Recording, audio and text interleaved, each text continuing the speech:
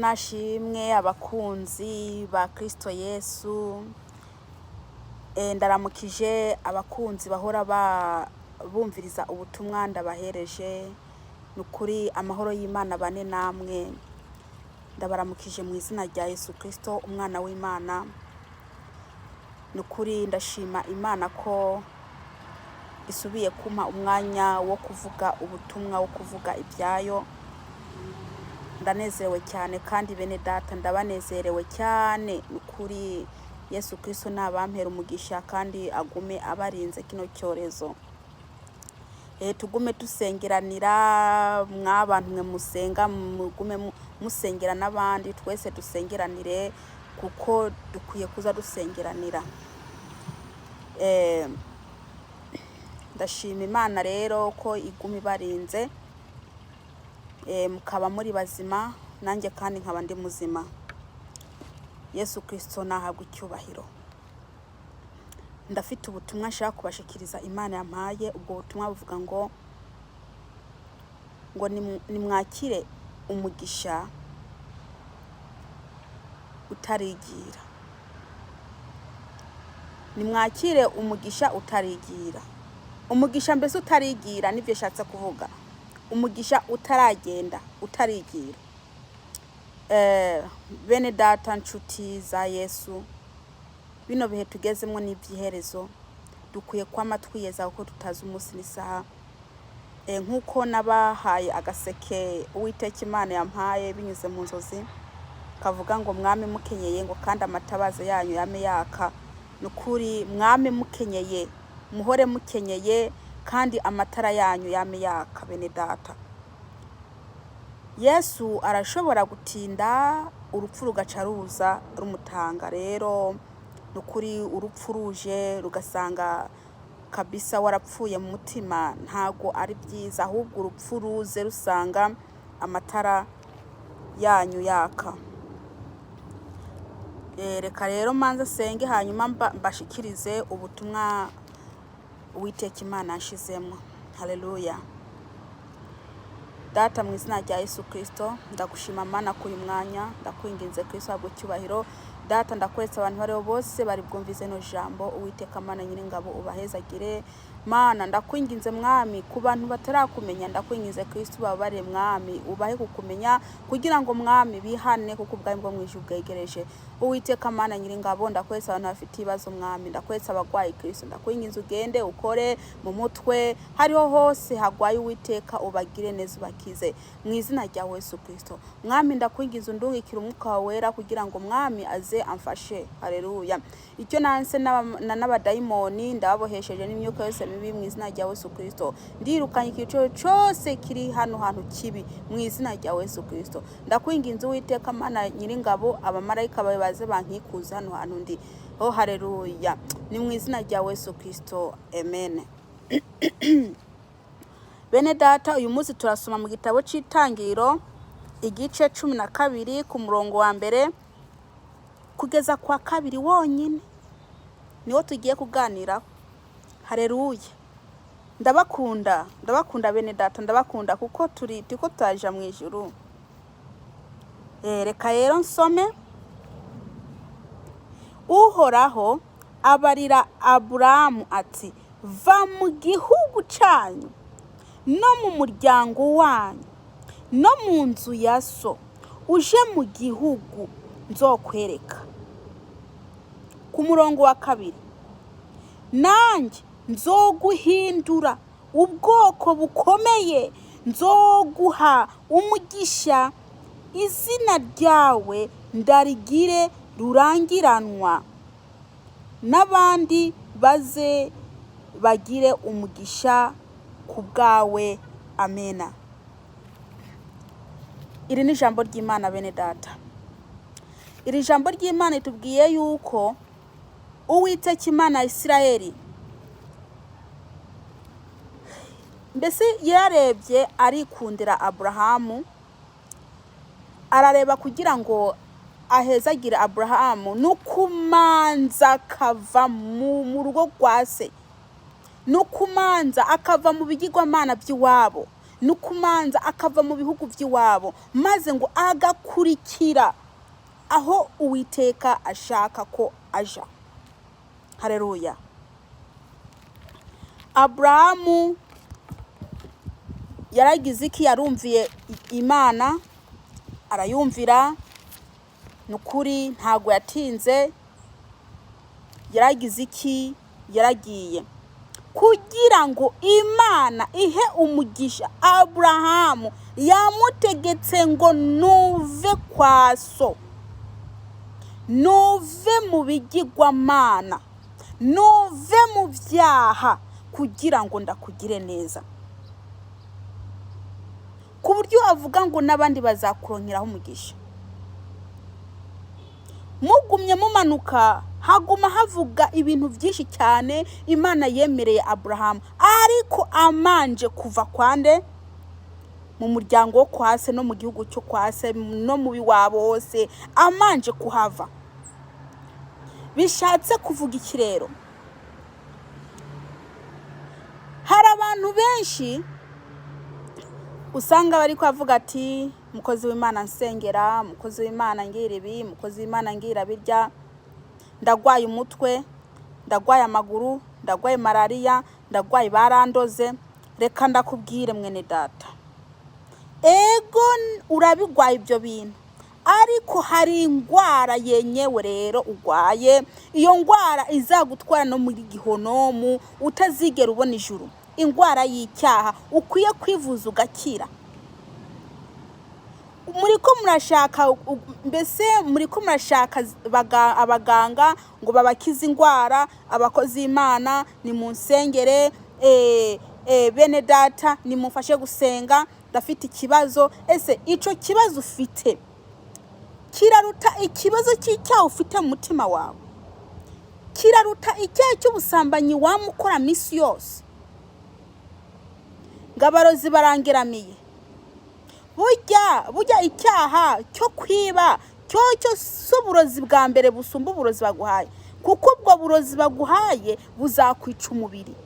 Ubwo burozi nabwo ari cyo cyaha kizakwica, cyamaze kwica ubugingo bwawe, uko nta juru ufite. Nta juru ufite bene data. Kose nk'abantu bambwira ngo, abantu barambwira ngo nze ndabahereza ngo ngibiruhura ngo umutima. Ngo ndabahereza ibiruhura umutima kabisa. Yemwe ntako ntagerageza kubahereza ibiruhura umutima, kuko ndakubwiye ko woheba ubusambanyi, ntakubwira ko woheba kwiba, ntakubwira ko woheba gusinda. Mbese nuko kuruhura umutima, kuko wihanye ukareka ibyo byaha byawe, umutima wawe uraruhuka, uba uruhutse. Nta kundi mfite bwo kukuruhura umutima rwose, nta bundi buryo mfite. Kukuruhura no kugira ikintu no kukubwira ukihana, ukambara ukikwiza, ukambara ukikwiza. Nk'abahanuzi kweri, nk'abahanuzi kabisa, batazi kubwira umuntu ati ni wihane, kandi arabahanuzi.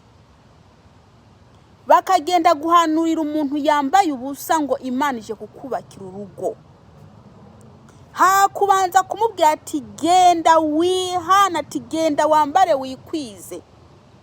Ariko akabwira ati ngo Imana ikwemereye urugo, irarukoza. Ayiwe bakubesha. Numanza ugende wikwize, wambare wikwize, hanyuma ingo badaye. Abahanuzi barahanurira abantu b'abanyabyaha, abantu b'abasambanyi, abantu basinda, abantu biba. Imana ije kuguha imodoka. Ese wabanje ukamubwira ati reka ubwo busambanyi, ukabanza ukamubwira ati reka ubwo bujura, ukabanza ukamubwira ati reka ubwo businzi, ibindi badaye, kuko ngo nimushake ubwami bwo mu ijuru, ngo ibindi byose bizaza nk'inyongera. Ariko mubabwira ibyiza gusa, ngo Imana ije kukugira ubukwe, ngo Imana ije kuguha biriya, ngo Imana yumvise kwira kwawe kandi ubwo ntuzi kiriko kiramuriza uvuga ngo Imana ije ngo kuguhoza amarira. Amarira yakayize kuva kera n'ibyaha no byo kwambara ubusa, ibyo byose ntago ubibona, ariko uvuga ati ngo Imana ije kuguhoza amarira. Reka ndababwire, ese mwaza muhanura mubanza muhera ku ibyaha, mukabanza mu byaha mukavuga ati nimwihane, mukabanza kwabwira ibyaha ati nimwihane kugira ngo Imana ibagire neza. Atabyo kureba umuntu afite ifaranga ngo Imana ije kukongera imodoka kubera ubonye indi hanze. Reka ndababwire, mwabahanuzi mwe muhanura ibintu bitari byo, mubesha, mbese mugahanura kubera mubona agafaranga, umuntu afite agafaranga, cyangwa mukabwira umuntu ibintu byiza mukamubwira ko yokwihana. Nukuri da karabaye. Imana ije kubasesa hanze, Imana ije kuzana abandi bahanuzi bayumvira, kuko mwebwe ingabire Imana yabahaye ntago arizo muriko murakoresha, muriko murashaka inyungu zanyu, ntago mubanza kubwira abantu ati nimwihane, ahubwo mushaka ifaranga. Reka ndababwire rero, nimutisubiraho ngo mukore iby'Imana itegetse, Imana ije kubasesa ibashire hanze yangaza abandi. Dore Imana ifite abantu benshi igiye kuzahagurutsa, irafite abantu bakiri bato, irafite abantu irikiraho impano, irafite abantu benshi Imana igiye guhagurutsa kugira ngo bakore umurimo w'Imana. Rero bene data, namwe mwabantu mwe muhanurirwa, na wambaye akamini ngego ndabyakiriye ngo amena araba uko wiyambariye, ngo amena waraye ku mugore w'abandi, ngo amena waraye ku mugabo w'abandi. Ntago yakubwira ati ni wihana ico cyaha wakoze, ariko ngo Imana ije ngo kukubakira ubukwe. Ese kubakira ubukwe waraye ku mugabo w'abandi, ikubakira ubukwe bwahe?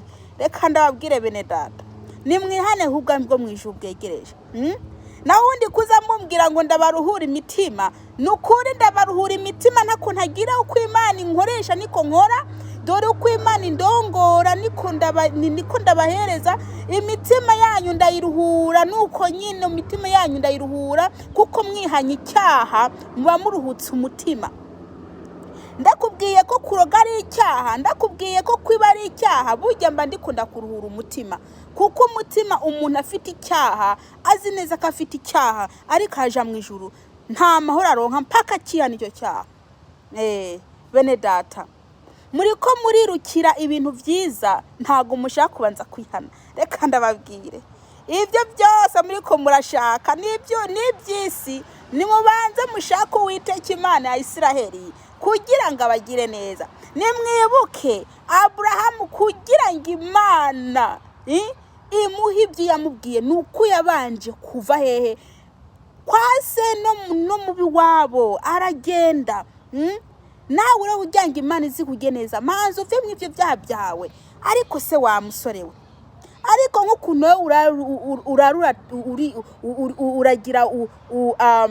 uragira iki, urarurikinisha, ukararurikinisha bukarinda buca, maze umuhanuzi agacuvuga ati ngo Imana ngira kubakiye urugo kabisa. Manza wiyeze, manza ugende wihana icyo cyaha kikuveho nako, icyo cyaha kikuveho.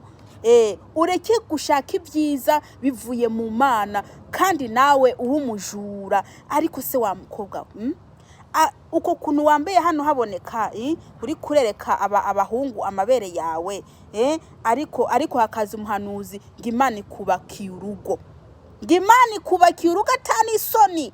Hano haragaragara uri kurakurura abahungu mu busambanyi, uri kurakura abahungu mu busambanyi, ngo Imana ikubakiye urugo. Reka ndababwira, nimwihane ibyo byaha byanyu. Abrahamu yaramaze kuva aho Uwiteka yamubwiye ngo ahave agende. Amaze kuhava byagenze gute? Uwiteka acimuhe amasezerano menshi, yamwemereye kaza abasekuruza b'amahanga. Mbese Uwiteka amwemera ko azaba mbese azaronka n'umwana, kandi yarashaje. Kubera iki? Yamaze kuva hariya, yamaze kuva kwa se, yamaze kuva mu bigirwamana, ariko wowe wicariye mu byaha urarendenga Imana ngo ngizi guha umugisha. Gute? Manzi uve mu byaha. Byose bikubiye, reka ndakubwire, ibintu by'imigisha, ibintu by'iki byose bikubiye muri Yesu. Wihanye ukakira Yesu Kristo nk'umwami n'umukiza wawe, nukuri uzaba ufite byose. Uzaba ufite byose kabisa, byose uzabironse. Muve mu byaha. Mureke kuza mwitukuza, muriko muritukuza. Excuse me. Muriko muritukuza, abakobwa muriko muritukuza, mushaka inzobe itari yanyu, ngo muriko muraja mu ijuru. Ayi wewe, ese iryo juru izatora abantu bimonoye bikuyeho iranga Imana yabahaye koko n'ijuru ryahehe? Namba ijuru ijamwe abantu bitukuje, n'abantu bisiga iminwa, n'abantu basukisha bashenye ibintu bitari byabo. Namba iryo juru ririho ry'abantu bameze uko, nukuri noneho byumvikane ko nta nagakiza ko bakahari. Nta gakiza ko bakari kabisa, kuko abantu ntago bashaka kwihana. Baguma bigishwa ngo Imana ireba mu mutima gusa. Reka ndakubwire, byari iminsi 2 ishize Imana hari ibyo anyeretse mu nzozi. Inyereka ndikunda tambuka mu bantu benshi. Abo bantu benshi ndikunda tambuka nabo, mbona nabaririmbyi, mbona n'abakristo yo. Hanyuma mbona bagize bamwe bafite gashatsi gakeya bashizemwo produit. Hanyuma nanjye ndabonye ndatangira ndavuga ubutumwa. Maze kuvuga ubutumwa ndabwira ko atamuntu ashobora kuja mu ijuru n'ibyo bintu by'iproduit mubashira mu mutwe. Yewe abo bantu ntago bari bazi yo gusha mu produit kari icyaha, ntago bari bazi. Yewe nukuri ndakubwije ukuri bene data, nahangaha mwisi hariho abantu batazi ko gushamwo produit ari icyaha. Hariho abantu batazi ko kwambaye utumini ari icyaha. Kubera iki? Bivanye n'amakanisa bajamwo. Amakanisa bajamwo ntago babigisha ko ibi kwambara ubuntu bugufiya ari icyaha, kujamwo intuzenye produit ari icyaha, gutoboza amatwi ari icyaha, kwisiga ibinwa ari icyaha. Nukuri naratangaye cyane, kandi koko biriho bene data. Imana iguma inyereka ibintu byinshi. Imana iguma inyereka ibintu byinshi, inyereka ariko barakoresha amatabureti mu nsengero, kandi arabakozi b'Imana bagakoresha amatabureti. Mbese ndabwire, Imana irababaye. Abari no bagavugira ku mafone bari kuntuzenye bari mu rushengero, mukavye bari ko bara chatting ko baravugira ku ifone. Ese izo fone zanyu mwazifunze? Ese izo tablet mwasimbuye Bibiliya koko? Tablet mwayisimbuje iki? Bibiliya. Ubu ni tablet musige mujana mu rushengero, mukagenda na tablet baguhamagara kuvuga ubutumwa, ugahagara kuri altari. Ufite kuri madabahu ufite itablet, ukagenda ukandika ahantu ushaka kwigisha muri tablet. Bene data, nimutiha nivyo byaha byanyu, Uwiteka Imana aje kubarimbura. Ejo bunashize ikigisho Imana yampaye intuzenye ubuhanuzi uvuga ko ije kugira kwirukana abakozi b'Imana bashumba. Imana ije none rero ntago nari bwarangiza, sindarangiza kubahereza ubundi buhanuzi buvuga ko sabantuze gusa n'abandi gushika hasi. Imana ije kubagirije kubayungurira bakuremwo, ije guhana hagati y'impene n'intama. Ihene n'intama. Bene data, nukuri da nimube maso. Imana ije guca urubanza, Imana ije guhana, Imana ije kugira ikiguhemba. Bene data, nukuri nimube maso pe. Urashobora kuvuga ngo ejo nguzihana, ejo nejo ntuzi ko ejo uzahashika. Bene data, nimwihane mbese mumere nk'abantu muri kumuraja mu ijuru. Mureke gusa nk'abakiri mwisi. Witwa kuri umukristo waramaze kuva mwisi, mera nk'umukristo ari mwaraja mu ijuru. Ukora iby'Imana ishaka, sa nk'uko Imana isa, sa nk'uko Imana ikeneye, ambara nk'uko Imana yishakira, maze urebe kutazabaho wibereye neza. Abrahamu yarahavuye yiberaho neza Imana imwemera ko azaba umuntu uzenye sokuruza w'amahanga kandi yarabikoze. None mwene data, ni igiki cyatuma wewe utava mu byaha? Birirwa barakubesha ngo Imana ireba mu mutima gusa. Reka ndababwire, muri ko murayoba kandi ndakubwije ukuri, muntu uguma wumva ibyo amagambo y'Imana ndakubwira uyirengagize, ntuzavuge ngo ntiwayumvishije, kuko ndazi neza abantu ntago mukunda inyigisho ndabahereza. Ndazi ko zibarya mu matwi, ndabizi. Ndazi ko muzanga mukazanga, ariko murazanga n'umuti kabisa. Nta magambo yo kubanezera nge nzabagira iki nzabahereza ngo Imana izazangije kububakira amazu y'ivyoya. Imana yarabinkuyemo, sinkeneye ko mpamwa, sinkeneye gukubitwa n'Uwiteka, sinkeneye. Nge nzakora iki Imana ishaka ko nkora, iguma imbwira ko ari ukubabwira ngo mwihane.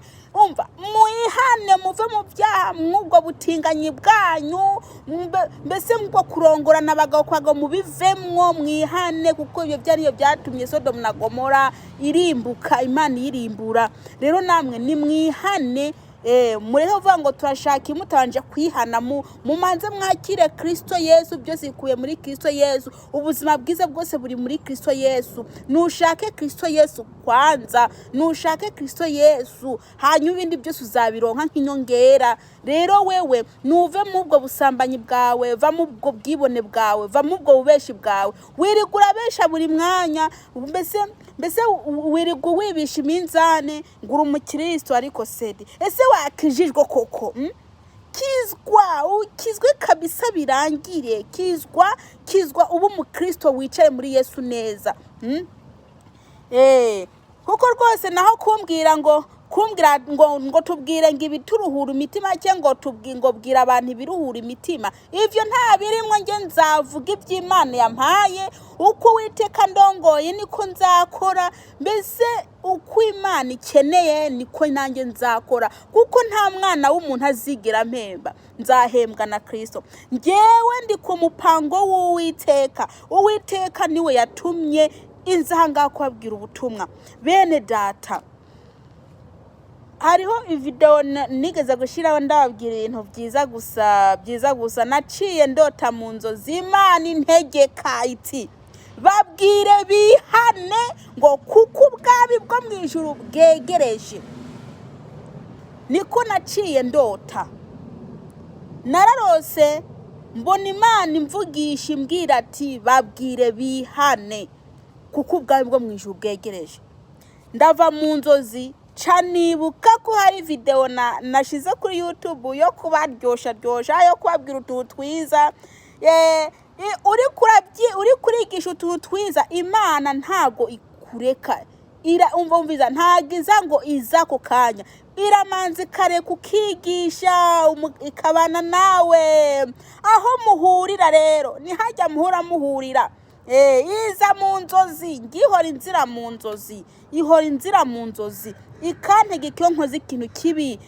Ngere urumva ndinze ndabwira ibintu byo kubanezeza gusa, ni bibi mba ndababwiye, kuko ntago birimo ubugingo. Nta kintu gituma wihana mba ndakubwiye, nta kintu gituma mbese uva mu nk'ibyo byaha mba ndakubwiye, ahubwo mba ndakubwiye ibintu byiza gusa byo kukunezeza, ibintu by'isi gusa.